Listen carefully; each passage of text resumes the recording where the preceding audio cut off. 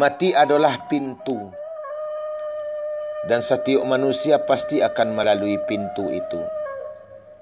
Hai kiranya ingi aku, dan sesudah mati itu, apakah kampung yang kau ditunggu?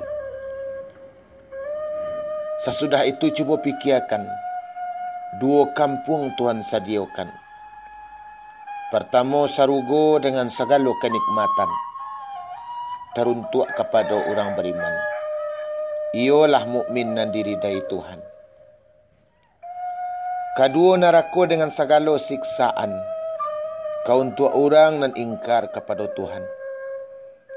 Perintahnya langgar, larangannya kerajokan. Keduanya itu adalah pilihan. Mengko pilihlah oleh engkau salah satu dari nan dua itu, sarugo atau neraka.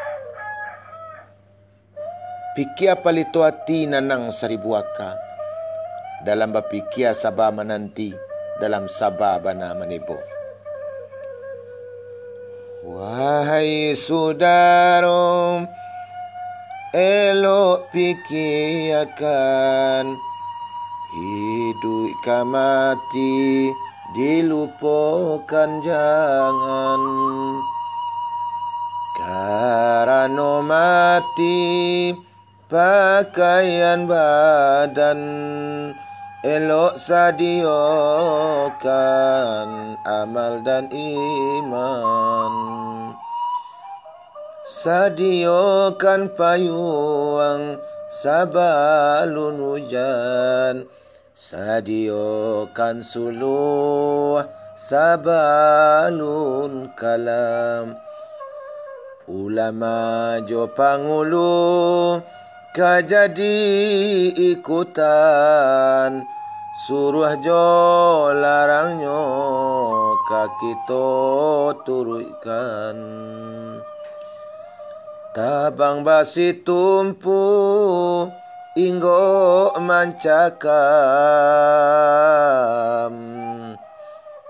tubuh katinggal